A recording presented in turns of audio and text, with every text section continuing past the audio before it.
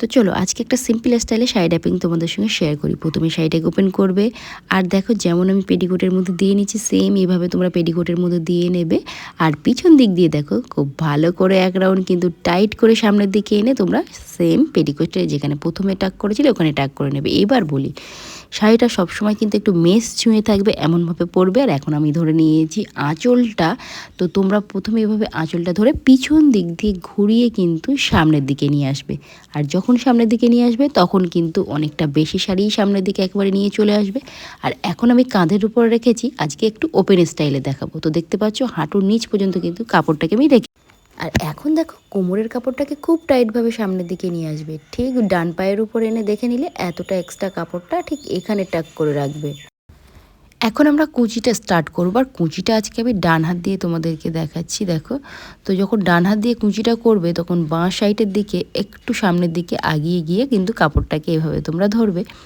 আর দেখতে পেলে সামনে দুটো আঙুলকে এখানে জাস্ট ধরে নিয়েছি এভাবে। আর তারপরে নিচের দিকে অবশ্যই দেখে নেবে যে ভাঁজটা একদম ঠিকঠাক আছে কি না, মানে ভাঁজ যেন ছোটো না হয়ে যায়, তাহলে কিন্তু মাথাটা অপোজিটে ঘুরে যায়। তারপরে এখানে একইভাবে দেখো ঠিক বুড়ো আঙুল দিয়ে চেপে নিচ্ছে, সামনে দুটো আঙুলকে দিয়ে সামনের দিকে আমি এভাবে ধরে নিচ্ছি। তো এভাবে কিন্তু তোমরা কুচিটাকে খুব সহজভাবে ধরে নিতে পারবে। যত সময় না টাইট হচ্ছে ঠিক তত সময় কিন্তু এখানে তোমরা কুচিটা করতে থাকবে। তো এবার দেখো শাড়িটাকে এখানে আমি যেটা টাক করে রেখেছিলাম ওটাকে ওপেন করে দিলাম। এবার কুচিগুলোকে তোমরা সুন্দরভাবে একটা একটা করে এখানে সাজিয়ে নেবে, তাহলে কি হয় তোমাদের বুঝতে সুবিধা হবে। অনেক সময় কি হয় আমাদের কুচি ছোট বড় হয়ে যায়, সেই সমস্যাটা তো থাকবে না, এবং সুন্দরভাবে যে ধরার একটা ব্যাপার থাকে সেটাও কিন্তু ঠিকঠাক হয়ে যাবে।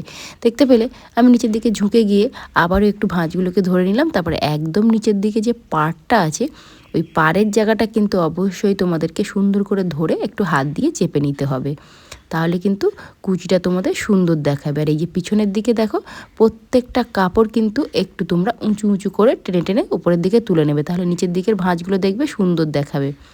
দেখতে পেলে সামনের দিকের কাপড়টা কিন্তু থাকবে ওভাবে, ছেড়ে দেবে। এবার দেখো যখন কুচিটা আমরা একদম রেডি করে নিয়েছি পারফেক্টলি, এবার আমরা এক্সট্রা কাপড়টা কিন্তু পেটিকোটের মধ্যে খুব ভালো করে দিয়ে নেব। আর পেটিকোটের মধ্যে যখন শাড়িটাকে দিচ্ছ তখন কিন্তু একটু চারিদিকে ছড়িয়ে দেবে, নাহলে কিন্তু তোমাদের পেটটা অনেক সময় উঁচু উঁচু লাগতে পারে। এখানে ঠিকঠাক করে ধরে নিলে এবার দেখো এক্সট্রা কাপড়টা আমরা পেটিকোটের মধ্যে দিয়ে নেবো। আর নিচের দিকে অবশ্যই লেন্থটা একবার দেখে নেবে যেন মেস ছুঁয়ে থাকে। আর এই যে এখান থেকে বাঁ সাইডে কোমরে যেটা ছেড়ে রেখেছিলাম ওই কাপড়টাকে টেনে নিয়ে গিয়ে ডান হাত দিয়ে আমরা কিন্তু দেখো বার করে নেব ডান কোমরের দিকে। খুব টাইটভাবে যেটা বার করছো সেটাকে এখানে রাউন্ড রাউন্ড করে ঘুরিয়ে ঠিক পেটিকোটের মধ্যে কিন্তু তোমরা দিয়ে নেবে। এটা কিন্তু টাইটই থাকবে, এটা কিন্তু ওপেন হবে না। এবার আঁচলটাকে আমরা ঠিক করে নেব। তো দেখতে পেলে আঁচল কিন্তু এখানে বেশি বড় রাখলে মেস ছুঁয়ে থাকবে, ওই জন্য কিন্তু চেষ্টা করবে ঠিকঠাকভাবে সাইজটা এখানে দেখে নেওয়ার। এবার দেখো একদম পিছনের দিকে গিয়ে একটা কিন্তু আমরা সেফটি পিন দিয়ে পিন আপ করবো। ওপেন স্টাইলে কিন্তু যত সম্ভব চেষ্টা করবে একটু পিছনের দিকে গিয়ে শাড়িতে পিন করার, তাহলে শাড়ির সামনের দিকে ডিজাইনটা ঠিকঠাক থাকে, নাহলে কিন্তু অনেক সময় শোল্ডার থেকে কিন্তু শাড়িটা নেমে যাওয়ার সম্ভাবনা থাকে। তো দেখতে পেলে উপরে পিন আপ হয়ে গেছে। হ্যাঁ, আরেকটা কথা বলে দিই, এই শাড়িটা কোথা থেকে নিয়েছি তোমরা অনেকেই কমেন্ট করে থাকো আমার প্রত্যেকটা শাড়িতে যে দিদি শাড়িটা কোথা থেকে নিয়েছো।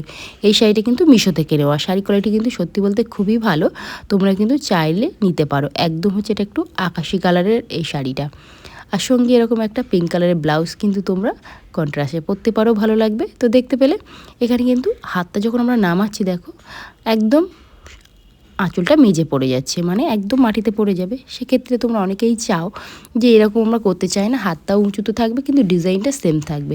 সেক্ষেত্রে তোমরা কি করতে পারো, এই যে আঁচলের এই নিচের দিক দিয়ে পাটটা ধরে ছোট্ট ছোট্ট করে এখানে দেখো আমি ভাঁজ দিয়ে নিচ্ছি, ঠিক সেম এরকম ছোট্ট ছোট্ট করে ভাঁজ দিয়ে হাতের উপরে নিয়ে নেবে।